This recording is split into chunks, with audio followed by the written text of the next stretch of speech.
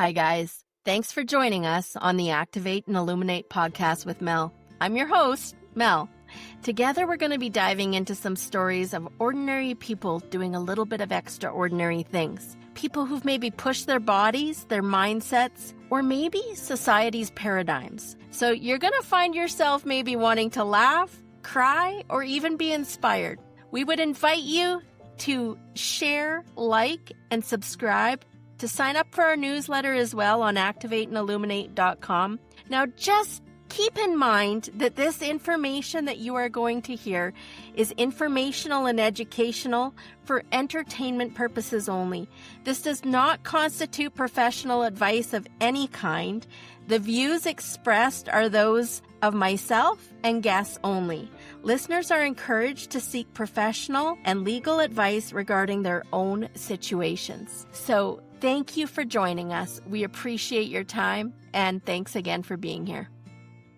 Hi there, Activator and Illuminators. So today you are going to hear from Stephanie Ward. Now, Stephanie is a lovely gal out of the UK, so you're going to get to listen to her fantastic accent, which I just find so endearing. But she's self-described as autistic with ADHD, and she has honed her business to be able to support neurospicy people, as she calls it.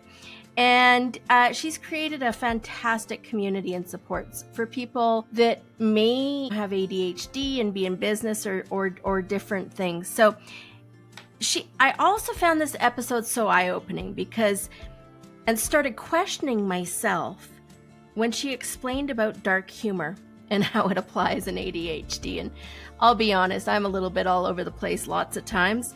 So I started really questioning some different things in this episode. So check it out. You're going to want to listen to this, and it might help you understand people in your life a little bit better.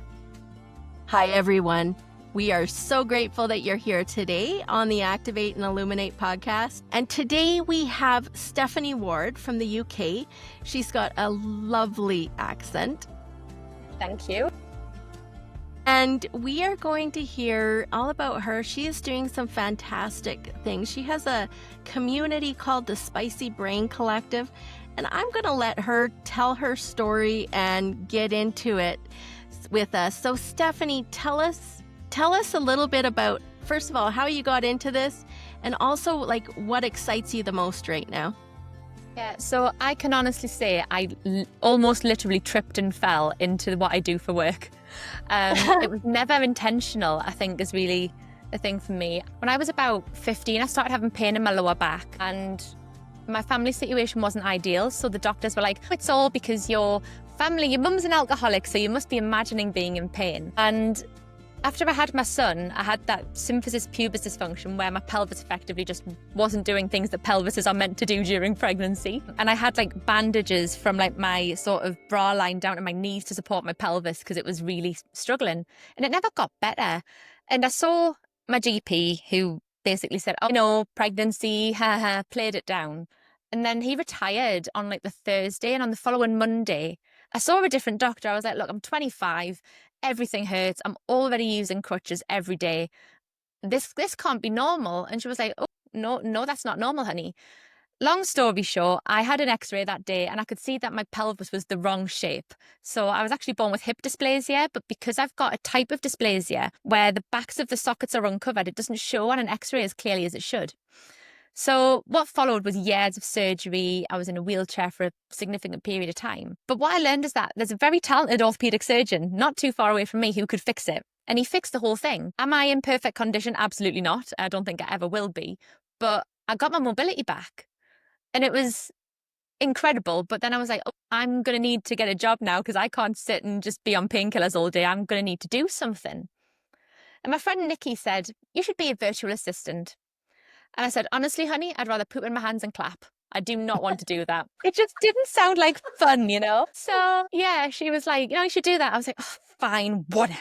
So I went on Facebook and I just was like, hey, I'm going to do this thing. Here's some things I'm good at. And I was hired like 24 hours later by a lady I met on an online conference during COVID. So this was like October 2020 at this point. And I was honestly just, people actually want what I'm good at. And over the 5 years since, I've ended up growing a business based around my interests. I'm also autistic with ADHD, which was something that I discovered in 2023. Yeah. I think I was the only person that wasn't surprised by that news. Or sorry, that maybe the only person that was surprised. I think everybody else was like, yeah, you didn't know that. So that was a thing. I've always been like Tigger on speed, right? Yeah. So like even my speech to speak to someone, especially in the US, I'm very conscious how much I have to slow down. I've got a friend in LA who he looks at me and he makes the right noises, but he clearly can't understand a word I'm saying. It's so funny. But it's partly ADHD.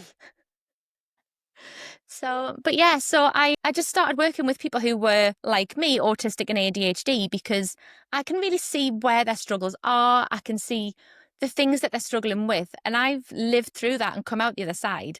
So my work now is mostly around neurodivergent entrepreneurs who have something they're really good at. So they might be a coach or a podcaster or a YouTuber or an e-commerce manufacturer.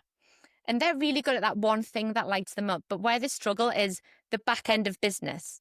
And the thing is that if you're employed, somebody else does finance, someone else does procurement, someone else will do marketing. And that's great. But when you're a solo entrepreneur, that's your job too. And you don't know, you're not expected to know everything. So we started doing that work and we've been doing that for, quite some time now. But what I learned is that when people are disabled or marginalized, it can be really isolating. So in January of this year, I was actually feeling quite lonely myself. So I thought, you know what it is? I'm going to open my community up where I was running a few courses from. So I'm just going to make it free and let everybody come in and we can all hang out. And like when you're in a corporate, you go to the water cooler and you'll have a drink with your friends. But when you're self-employed, you can't do that. There's nobody to drink around the water cooler with. So we've created that in our community to kind of bring people together to just to be happy on a Monday morning, bright and early, getting up, and we'll have our water cooler chats in the morning. I call it a rousing pep talk because when you say it fast, it sounds like arousing and that makes me smile. But yeah. Well, that sounds like the most funnest place ever. So It's morning for amazing. you is, so I'm in Canada, and morning for you would be like, our evening time. But that sounds so fun.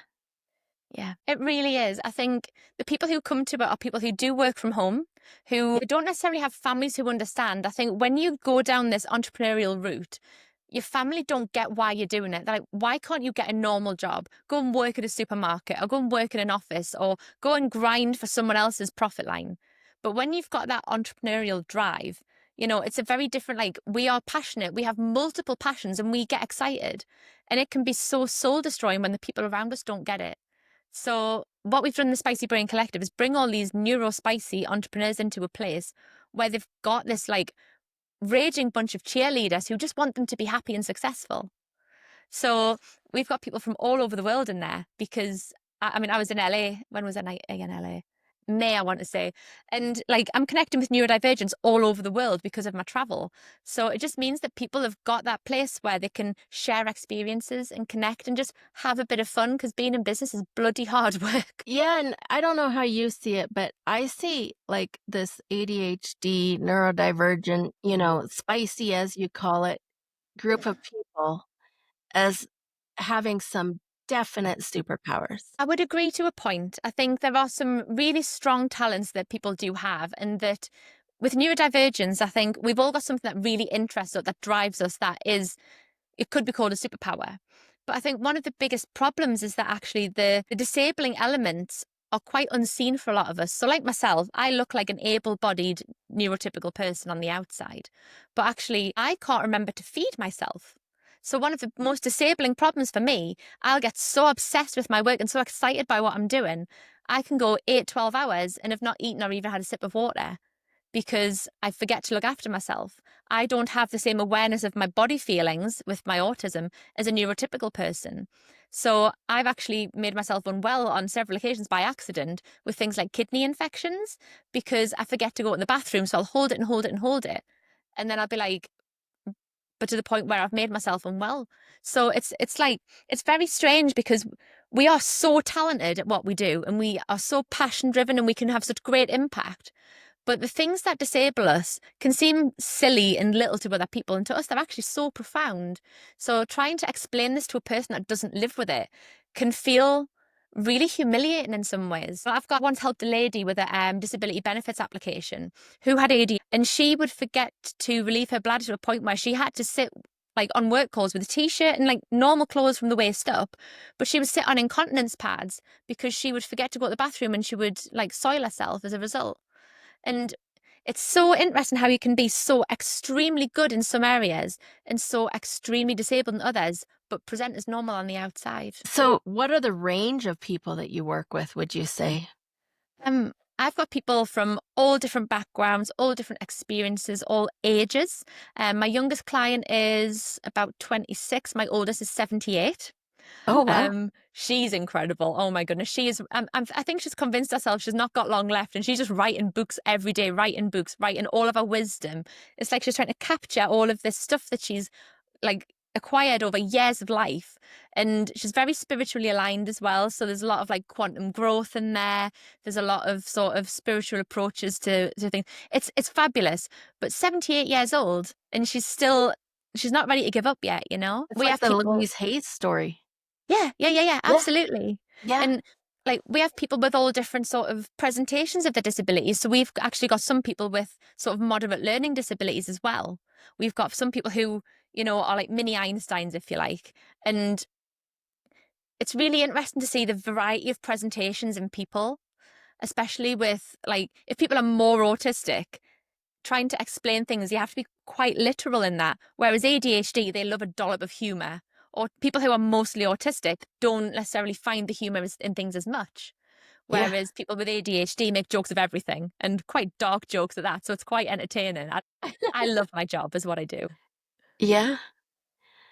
So I have so many things that we could go into this. I recently became aware of a podcast called Telepathy Tapes. I don't know if you've, yeah.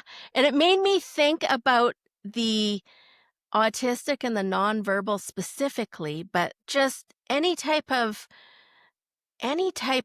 different ways of thinking and discerning as more along the lines of superpowers versus abilities, right? And I found that podcast so fascinating. It completely shifted my perspective and awareness. It's a lot of my clients have found a lot of intrigue and comfort in some of the things that have been on that as well.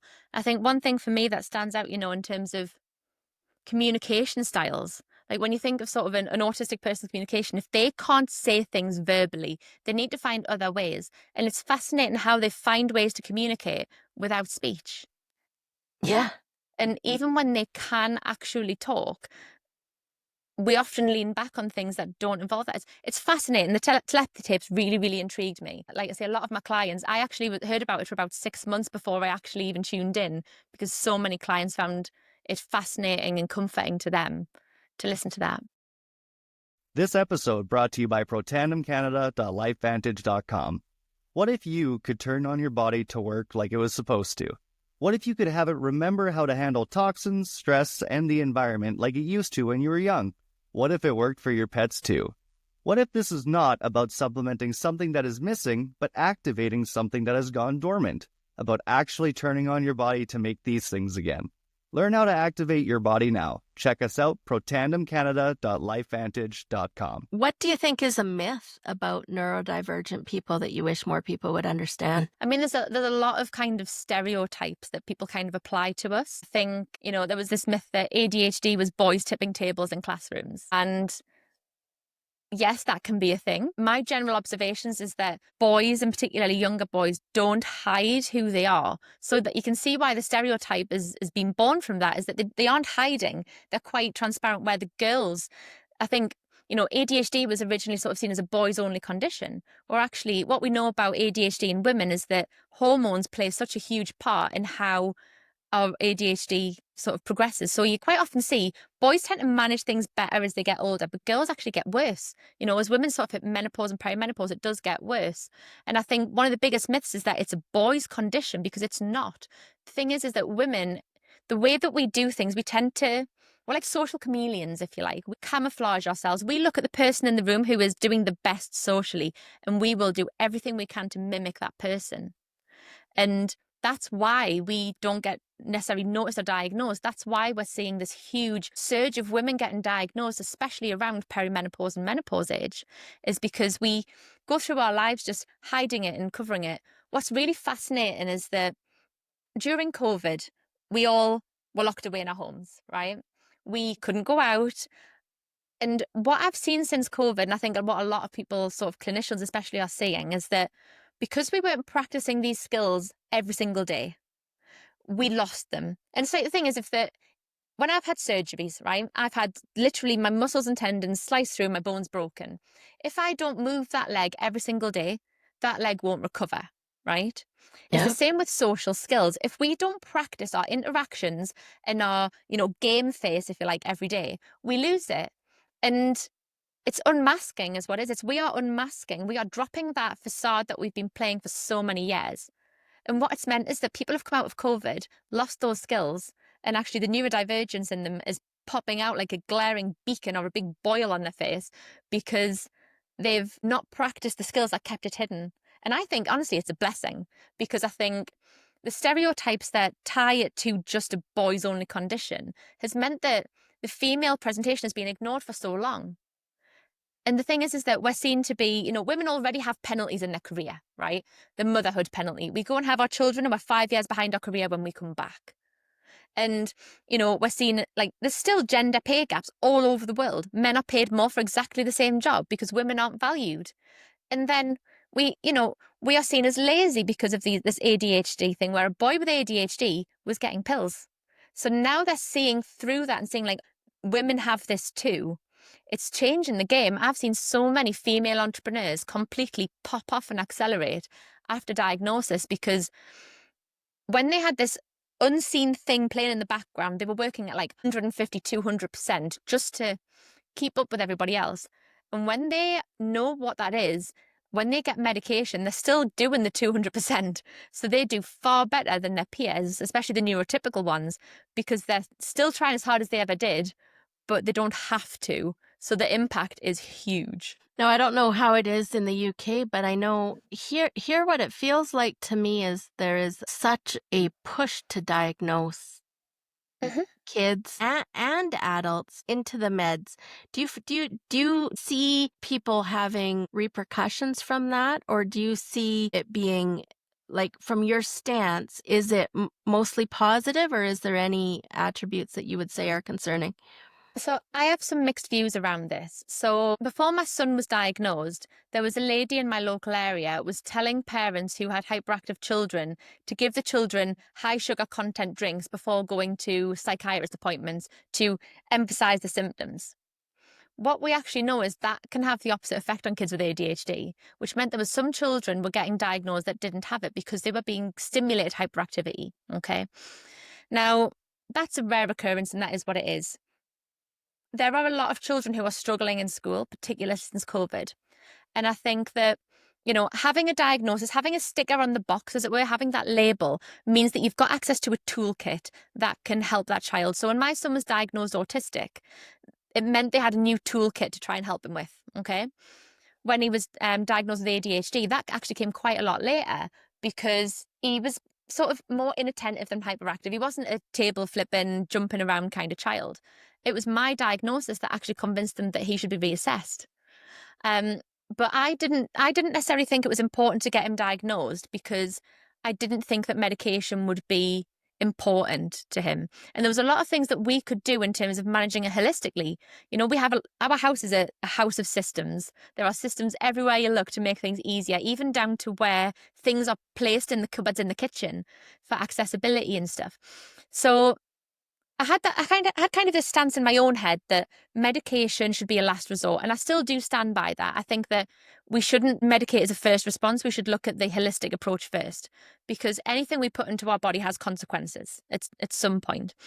That said, by the time I got diagnosed with ADHD, I was very privileged. Can I just say that I got a private diagnosis? I'm financially able to do so. The waiting lists in the UK are between 5 years and 2,000 years. It's absolutely shameful. What? Yeah. Wow. In Sheffield, you can check this on BBC Verify. In Sheffield, they only diagnosed 3 people in 2024. and there are 6,000 people on the waiting list. So technically, by calculation, the waiting list is 2,000 years. So obviously, no one's going to wait 2,000 years because either they'll die first or they'll get a new psychiatrist and it'll pick up a bit. But that's really scary. But yeah, so I got diagnosed, I got medicated, and it's like the way I describe it was, if you've had like visual problems and then one day you get glasses and you're like, oh my God, that's not a blob, it's a leaf. That's how profound it was. It was like, oh my goodness. It wasn't necessarily that my brain was quiet. It was that I could hear myself think more clearly. And when it came to getting Jack diagnosed, I was sitting thinking like, why would I not want my child to have that experience? If my child's struggling and he's at a point where he needs something more, why wouldn't I want him to have that experience? So Jack was diagnosed and medicated within 6 months of diagnosis. And he's on a tiny, tiny dose of methylphenidate, like 5 milligrams twice a day. Yep. We only medicate when it's required. So during school days, and like if we go somewhere in summer and he needs to be safe, we'll give him meds then, because he's the kid that will walk in front of a car because he doesn't realize there's a car there. Yeah. But it's been enough to just help him. So I think, there is a tendency to over-medicate neurodivergent children. I've got a friend who's in Ohio who was given quite high doses of Adderall as a child. And she says she remembers looking around the play yard, seeing her friends engaging, knowing that she wanted to participate, but she just didn't have the motivation. And that breaks my heart because she's a wonderful person. She deserved to have that enriching childhood experience. And medication took that from her.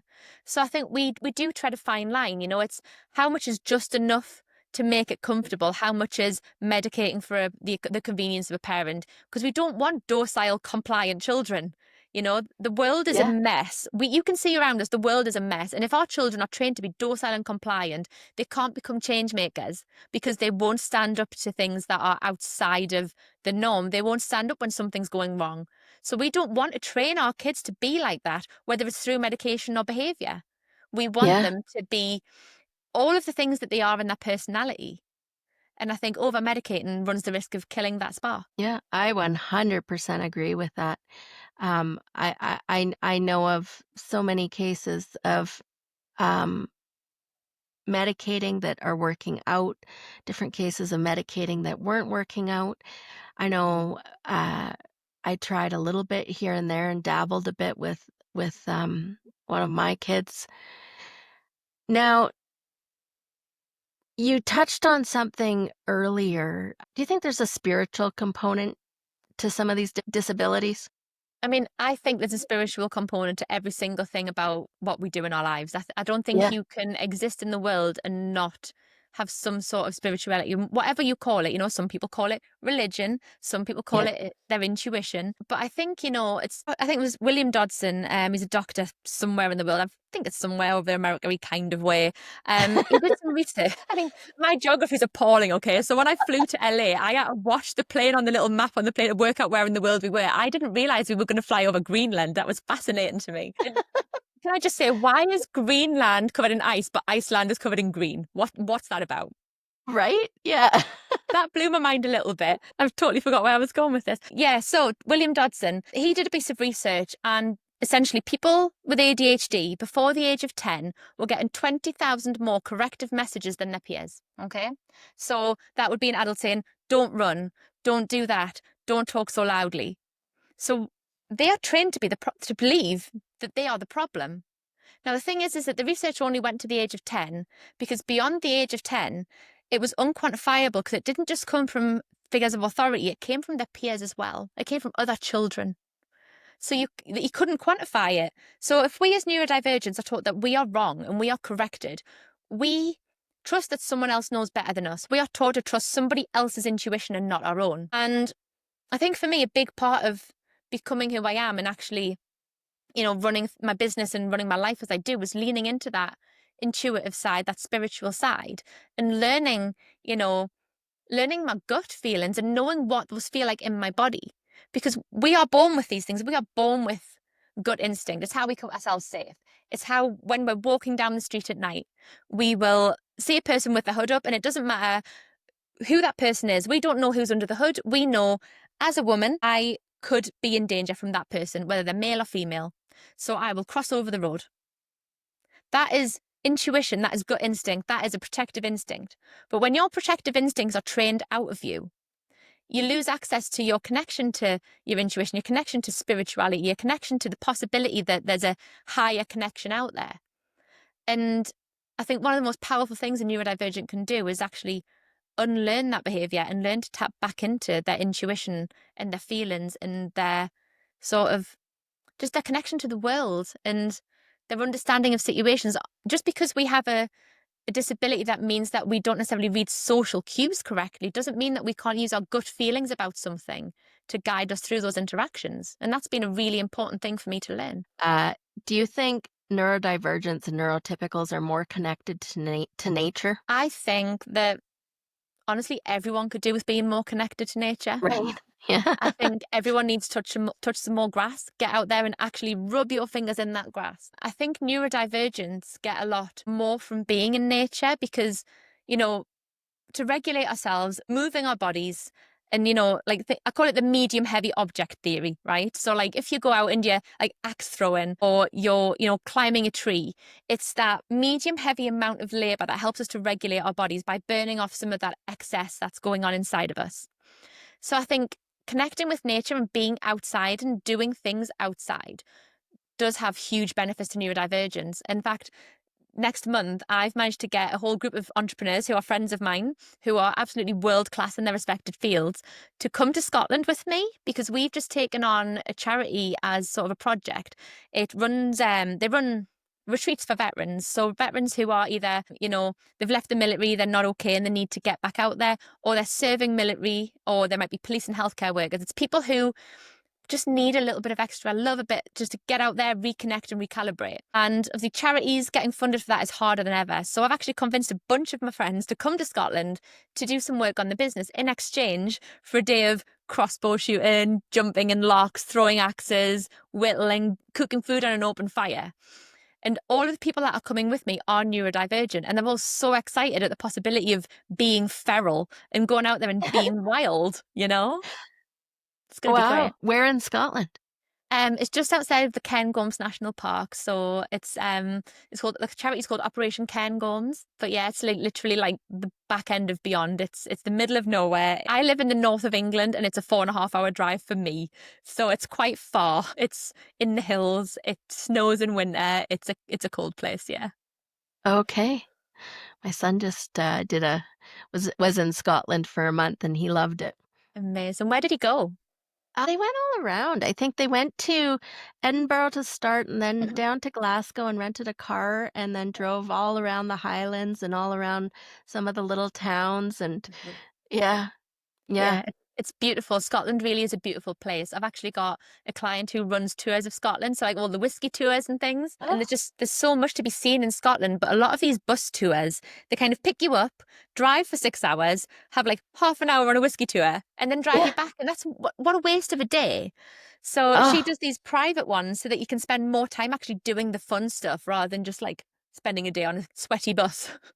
Yeah, not my cup of tea. No. I came to Scotland once when I was 19. I was a nanny in Denmark, and I'd had 2 weeks of holiday, and I had some family in Scotland, and my lineage is from there. And they toured me all over the Highlands and all over. It was the most fantastic thing ever. And I was so reminded while I was there of just how new North America feels and the history that we just don't have. Yeah, Scotland is like, I'm very, very close to it, but it's a shame because I don't go there very often. I actually go south more than I go north, but there's just so many beautiful things to explore. The nature there is fabulous. Like the views are amazing and I can't wait. I'll have to send you some photos when I'm there. It is beautiful. I would love that. Love it. So tell me a little bit about this, this world that we're in as a virtual assistant and some of these tools that we have. You talked about these extra tools in your toolbox. Where do you see this role of AI and this whole world that we're going into? And do you use it as, in your toolbox? And anyways, tell me your thoughts. Yeah, so I have very mixed opinions on AI. The first thing is that I think people put far too much information into AI. I think people don't realize that things like ChatGPT is an open source language model. So that means whatever you feed into it, any person might pull down at any point. And people are giving it their biggest secrets and their innermost thoughts. And that freaks me out to a point. I will say that as a virtual assistant, we do use a small amount of AI. So we might use it as a starting point. A great example of this was today with a client. She needed to draft a press release. So we fed the AI with all of the things that were important to that press release. So, what's the project? What's it achieving? What are the benefits of the product that it's going to produce? All these things. And it pulled together a really good press release and told her these are the things that we might put in that are missing. So like, a quote from her and what have you. It has a place. I absolutely agree that AI has a place. I'm more concerned that people are using it as a replacement for their own intuition. So when they're going to it and asking relationship advice, or there was one case, I came back from LA and you can't fly to where I live from America. So I went LA to London, then London to Newcastle. And as I boarded the flight in London, I was looking in front of me and there's a guy in front of me and he had a picture of him in Hong Kong. And I thought, oh my goodness, how cool, he's just come back from Hong Kong. And I probably shouldn't have been looking over his phone. And I kind of wish I hadn't been, because I then saw that he was like talking with it about a relationship situation, and it was giving him suggestions for a caption, and he's like, no, that won't manipulate her enough, that won't make her feel guilty enough, can I have something more powerful? And he was basically trying to get ChatGPT to give him a caption for his Instagram picture that would manipulate a girl that I assume he was dating. And that made me feel extremely uncomfortable, because one, I thought that was outside of the realms of ChatGPT's terms of use, but the fact is that this boy, this is how this incel behavior happens, is that they think that all women are the problem. Actually, you're getting your relationship advice from a robot. But I think, it's taken the need to rely on ourselves in relationships out of it. When people are asking for relationship advice from an AI, you're not actually feeling into the emotions of a relationship. You're not developing those interpersonal connections. You're not using your own brain to respond to things socially. Now, as an autistic, we all make social faux pas. We all do this. It's something we can all do. We all put our foot in our mouth and then chew on it while it's there.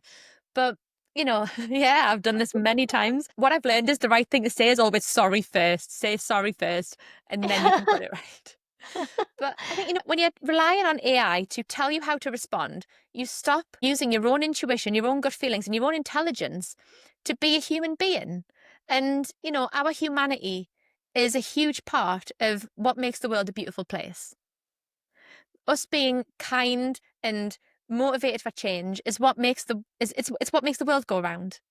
And it makes me very sad that there's so many people leaning on AI, and it's sucking the soul out of us. It's stopping us using these intuitive and spiritual connections that we might use to make decisions, because we're asking an AI model what the answer is.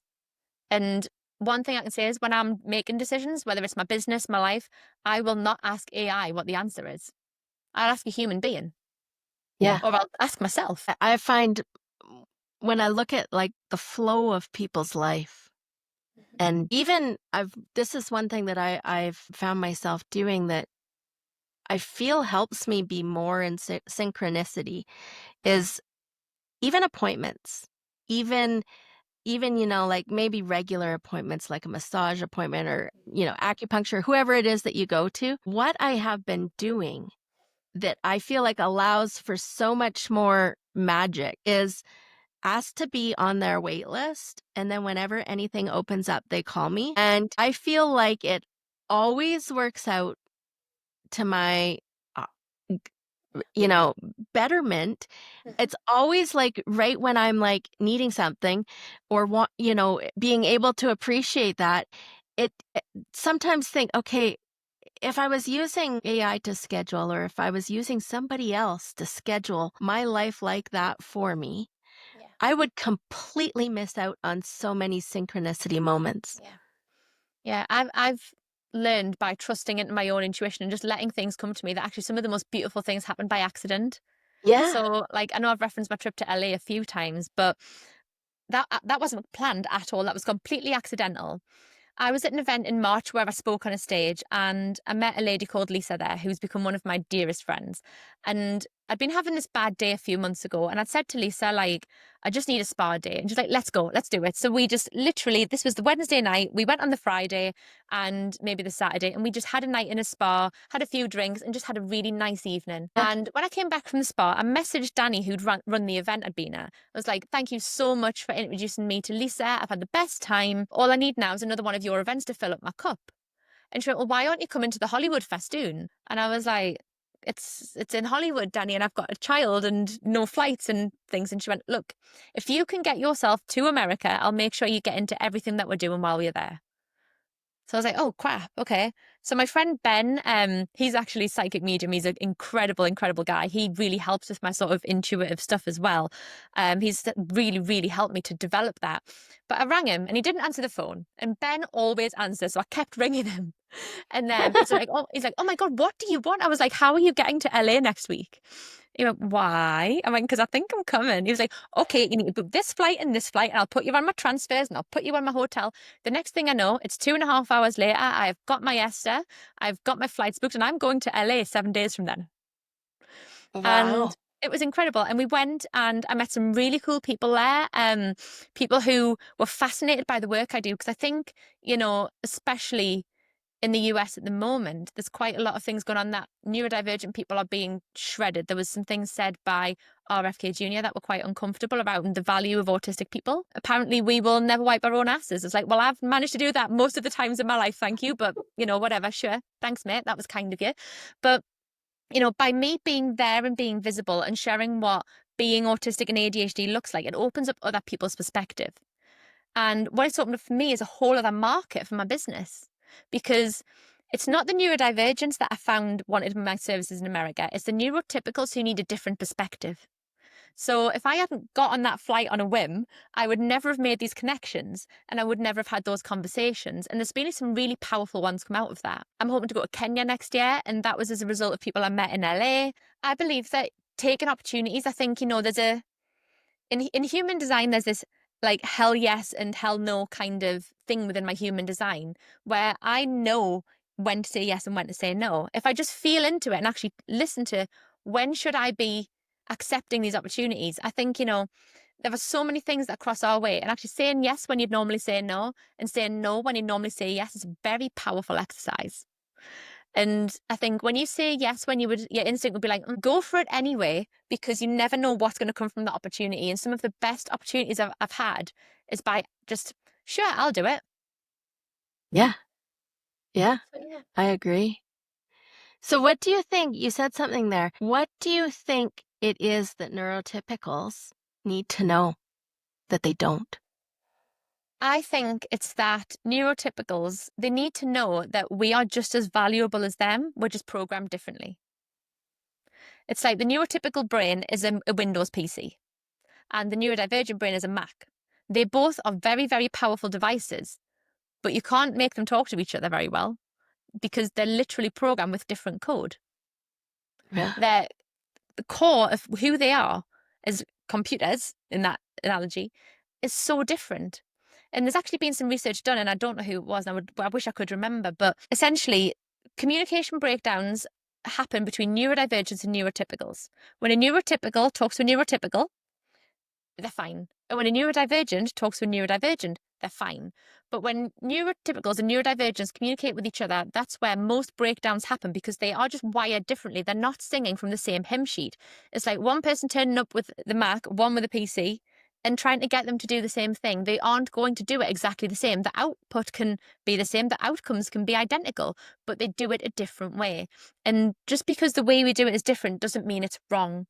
Just because the way we do it is completely transverse to what they might have learned doesn't mean that it's incorrect. It's just different. It's creative. It's innovative. And there's a lot to be learned from these neurodivergent sort of brains and thought processes. And I wish so many more people were tapping into the neurodivergent workforce. My whole staff is neurodivergent because I like that they all think differently. So we can work on any business because we think differently. So people come to us with their mundane problems and we can give them 50 creative solutions to their problems because we think differently. And more people need that in their workforce. More people need that in their lives, in their friend group. 100%. Yeah. So this group that you get, this this meeting that you have in the mornings, do you use it to mastermind, or is it more just community? So what we tend to do is we tend to start it by celebrating something that went well the previous week, even if it was I wore pants every day, because sometimes things don't work. So, we celebrate even just the most mediocre things, because I think you have to celebrate things. If you don't sit and acknowledge the good stuff, the bad stuff feels so much more heavier. It fills the space that the good would normally fill. So we'll start there. And then what tends to happen is I have quite profound learnings every week, and it's usually something really ridiculous that ends up being a really big deal. So what I try and do is take the conversation to what my learnings were from that week. So, for example, if I was going to do it on Monday coming, I've had a situation this week where I've had to make some really hard decisions about the future of somebody working for me. And it's not that anyone's a bad person. It's not that anyone's, bad in their soul, but there are things that are appropriate to a workplace and things that aren't. And my learnings are that actually, there are things that I could have done differently that might have improved the outcome, or it might have delayed it. But what I tend to do is share these moments with people so they can draw their own conclusions. So I'll share, this happened, this is how I dealt with it, and this is what I've learned from it. And then they'll share their stories as well. So it's like, it's sort of like masterminding on like profound learnings, if you like. So if I haven't got anything, I'll invite somebody to share theirs instead. So if someone's had a moment where it's been big for them, they'll bring theirs too. I had a moment a few weeks ago where I met George Clooney, and it was incredible. He smells like, if you were going to have sex in heaven on a big pile of money, that's what he smells like. Yeah. It was beautiful. And heaven on a big pile of money. Yeah. It was beautiful. I said to him, George, I'm not going to lie to you. I've come 6 hours for this. I want a selfie. And he just went, take one then. I'm like, like completely just gooned out. It was so funny. But yeah, my learning from that week was that I've done everything I could possibly want to do. How the hell do I top that? And I had this moment where I was like, you know what it is, actually, maybe now it's time to pause, to recalibrate, to think about what's next, and just take a moment, because I don't need to do something big every week. And by sharing that with my community, what happened was that there was quite a few people who had quite profound moments where they realised it's okay to pause. So we'll have conversations like that every week. And then at the end, I'll have everyone pull their diaries up, because everybody is time blind. So they don't know their arse from their appendix. They don't know what they're doing next week. So we'll get our diaries up and we'll have a look and we'll get excited about something that's coming. So I pulled my diary up this week. I was like, I'm excited for my hair appointment because I get to feel pretty afterwards. And everyone had something to celebrate, even if it was really small. But it's all about that, bringing attention to the positive things so that it fills that space, so the negativity doesn't have as much space to take up. I feel like that mindset that you have right there is such a integral part of people that have pushed their bodies to extremes. And do you think that has come from some of your physical experiences? I think so. I think so. I've had to learn to walk 3 times in my life, once as a toddler and twice as an adult. And wow. How long ago? Hard work. 2018 the first time, 2020 the second time. Yeah. Wow. So the surgeries are quite profound. So they break your pelvis in 3 places and then reposition the bones. So when I say I've had hip surgery, people think of a hip replacement. That's actually a much easier to recover from surgery than what I've had done. After a hip replacement, you can walk on it the same day. With what I've had, you can put a maximum of 10 kilograms through it for a period of 6 weeks. So your leg basically wastes. It's quite unpleasant. And the thing is that a lot of people who are chronically ill talk about pacing. Now, I'm not against pacing. I think we all need to learn to pace ourselves. We all need to learn to, understand how much our bodies can take. But the thing is that with every skill, with every physical thing we have to train it, right? Now, if you are a bodybuilder and you want to have big, big muscles, you need to push it to the point of failure. And then by tearing the muscles apart, they get bigger. By tearing it apart, they get bigger. If we think of our, physical bodies in terms of building up stamina after illness or after injury, it's the same principle.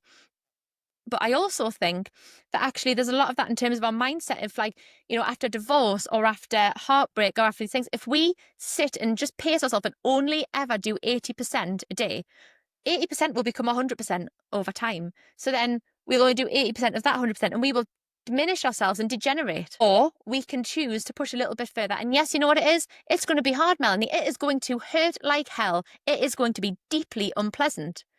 You know, when I've been pushing myself with my surgeries, especially in 2020, I couldn't have healthcare come to the house because we were in a pandemic. I had a wound open up on the right side of my leg, and I had to do my own wound care while completely spangled on morphine. So that was really fun. There was nobody to do that for me. But the thing is that, you know, I had to get better as quickly as possible because there was nobody to rely on. My partner was a key worker in the police force. My child was there needing me to be a present mother. And I was walking around with one leg that wasn't working. So I had to push myself far harder to build back. And you know what it is? It sucked. It was horrible and it hurt. And there were tears and there was pain. But you know what it is? We push ourselves just that little bit more, because when you do 120% every day, that becomes your 100%. So then you push 120% of that and that becomes your 100. So what you are capable of expands because you exercise that muscle. It's like when I talked about social skills during COVID. You know, we can build that back. We can build back resilience. We can build back our mental health. It will require discomfort because if you are sitting comfortably, you are not growing. One of my mentors, Danny, says, "Are you sitting comfortably?" And the whole crowd will shout, "No," because when we are sitting in our comfort zone, we don't grow. We don't challenge ourselves. If we are sitting comfortably, we don't have the difficult conversations. Whereas if we are sitting uncomfortably and ready to be challenged, that's where true growth happens. And I believe that with disability, it is not a fixed construct. I believe that disability is a varying construct and a lot of it can be tailored around your mindset. Regardless of what your body is doing, if your mind is strong, you can accomplish great things. Man, yeah. Yeah. I think that is huge. That's life right there, all summed up by you, Stephanie. Do you know what it is though? I've been called ableist for these views. I've been told that it's not inclusive. And I will challenge people on this because at the end of the day, you know, we can sit and wait for someone to come and save us. Guess what? Nobody's coming. Nobody is coming to save us. The things that should be in place for us through our governments, through our various social structures, they're not there. They are getting taken away because there isn't an infinite pot of money. Money is finite. So we have to be our own heroes here. And for me, I have taken accountability for my own body, my own health, my own well-being. I have had to. Even though we have a health service in the UK that funds things, it's almost impossible to access because it's being overused. So I took accountability for my own situation. I could have stayed in a wheelchair, but I knew that that would be psychologically disabling. Even if it's an aid for me, I knew that to not push to at least try and get out of it would be more psychologically disabling than actually the physical conditions I have. And, you know, I fully acknowledge that people have barriers. Okay, I work with them every day. I have my own barriers, but we are responsible for ourselves and who we want to be and how we want to live our lives.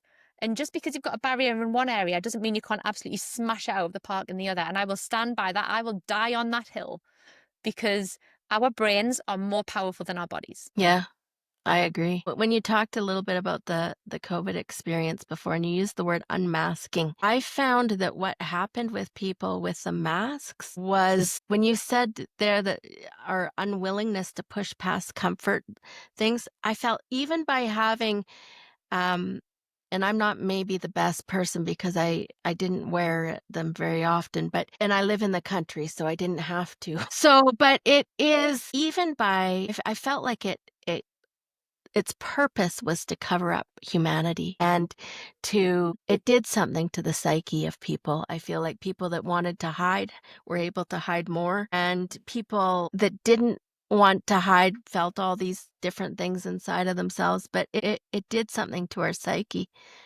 Yeah. Like, I think that, you know, in terms of the physical aspect of having the mask, it was something we had to do, especially, you know, in populated areas, we had to protect each other. I've got a medically vulnerable child and it was important.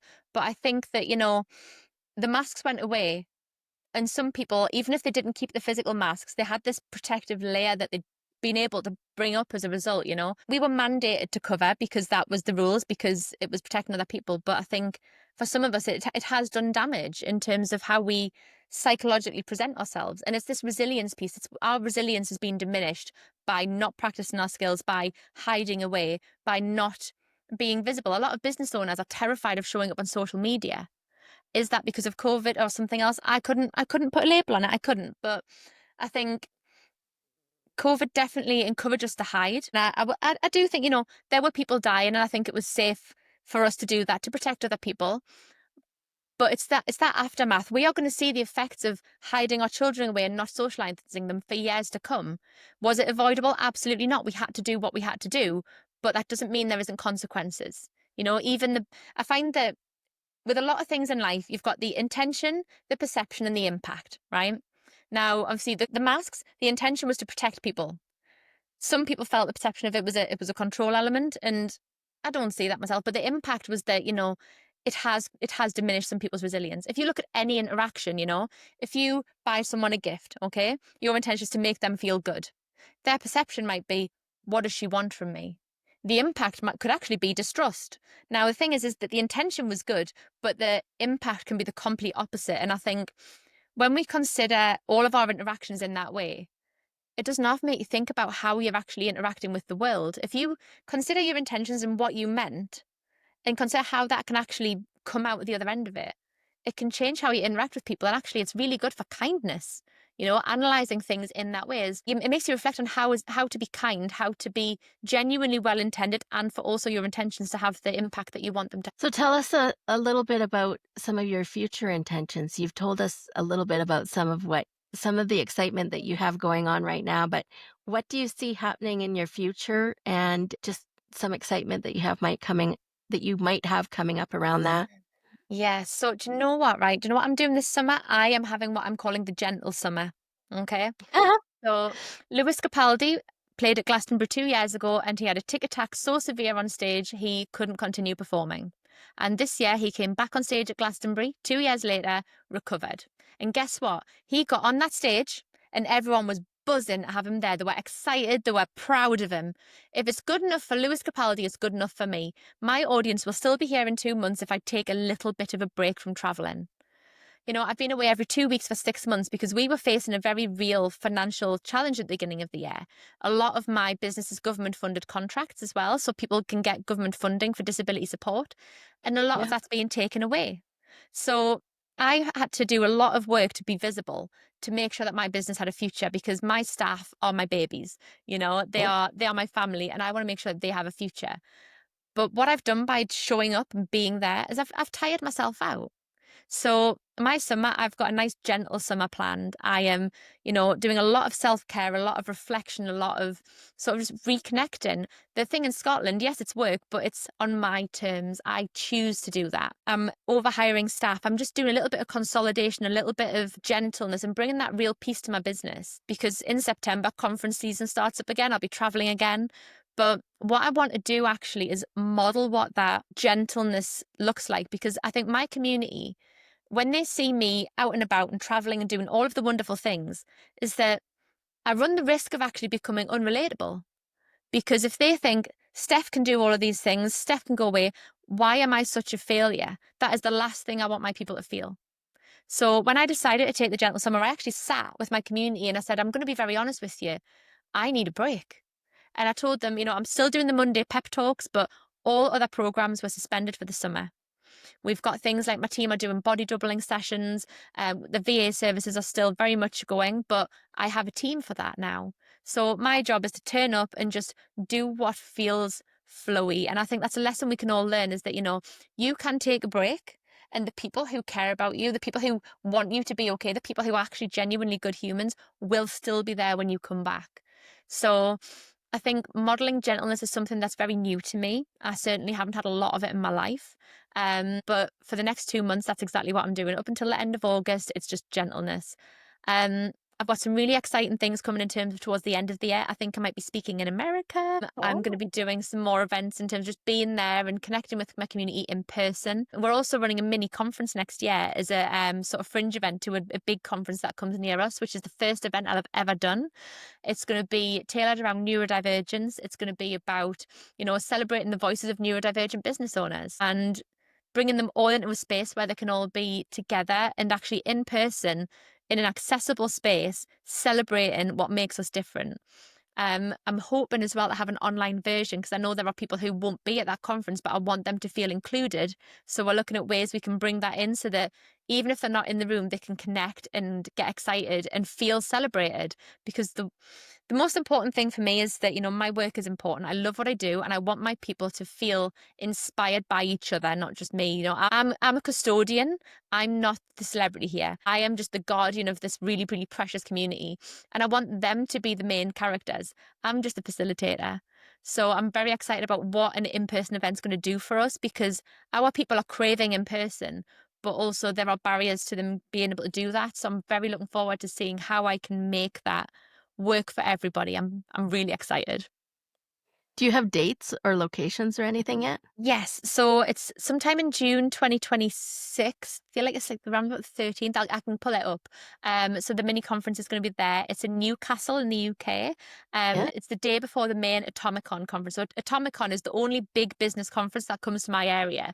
So I was involved with sponsorship this year, and they've asked me to come back to do it again because we had such a great time. We do a service called the Overwhelm Concierge. So if you come to the event and you're feeling overwhelmed or dysregulated, you just find one of my girls or boys, because I've got both, and they will help you with whatever you need. So whether it's just directions to the toilets or the lift, or whether it's actually, do you need a drink? Do you need to book a cab because you need to tap out for a few hours? What do you need to feel safe and regulated in this environment so you can continue enjoying yourself?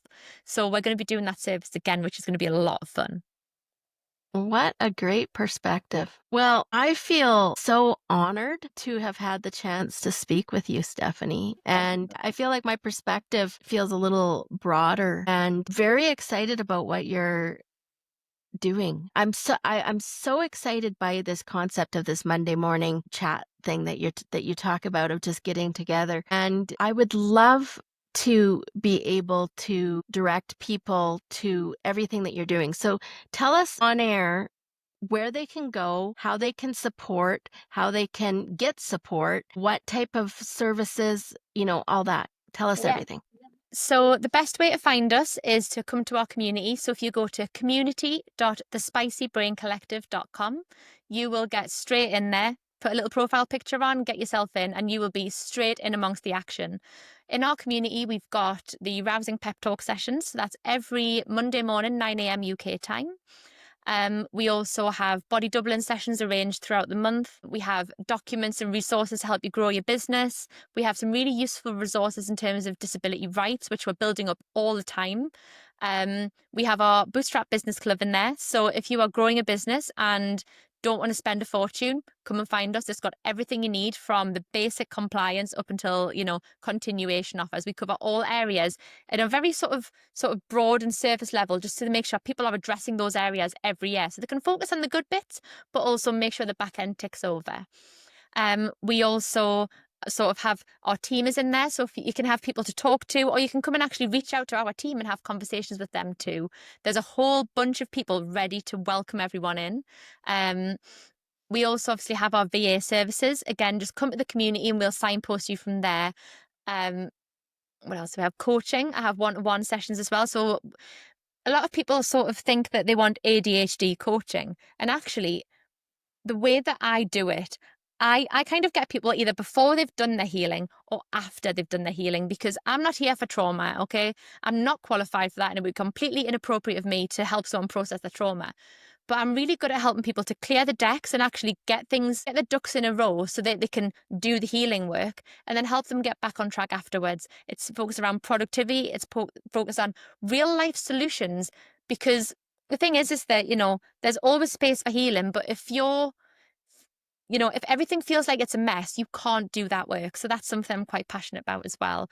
And we do operate a sliding scale, because I feel that the help that I do is not always financially accessible to everybody. So it's one of my goals to make that accessible. There's a lot of people spring up offering these services, and it's just not financially available to them. And people should be able to get help without it costing them their souls or one of their limbs and one of their kidneys. So that's something I'm very passionate about, is making my services financially accessible as well. And tell us more about this charity thing that you're doing in Scotland. Is there any way that people can contribute to that, or is there any way that people can help out with that, or go to that? Just Tell us about that. Yeah. So the project in August, the website is upcairngorms.org. I'll make sure you've got that for the show notes as well. Yeah. So people can donate to them through PayPal if they want to donate. If people want to attend, there is a contact form on the website where you can book onto their programs. If you are in Scotland, they've got the Project Momentum, which is a men's fitness group. So it's tailored around mental health and accessible fitness. It's actually co-run by one of the guys who used to be quite big in CrossFit, a guy called Carl Steadman. But yeah, so if people want to get involved, I would say go to the website and drop them a message. But we will be setting up. So we are actually rebuilding the website because we want to just make it so much better for them. And part of that is going to be accessible donations to make sure that if people do want to join in and support the project, it's going to be easy for them to do so. But yes, we are hopefully going to be going probably twice a year to different charities in the UK. This is our first one. If people are business owners who would like to share their skills in exchange for various activities, I invite them to reach out to me through my community. This particular project, we've got an SEO specialist, a website developer, a merchandise specialist. We've got a lady who's got a lot of experience in charity and governance. Obviously got me, who's a bit of everything. And we've also got a gentleman who's a fitness professional who's also got copywriting experience. So we've got a really cool bunch of people. I'm very excited to see what magic we can work in a day. Wow. Well, thank you for everything you. Thank you so much for having me. It's been an absolute honor and a pleasure to be here today.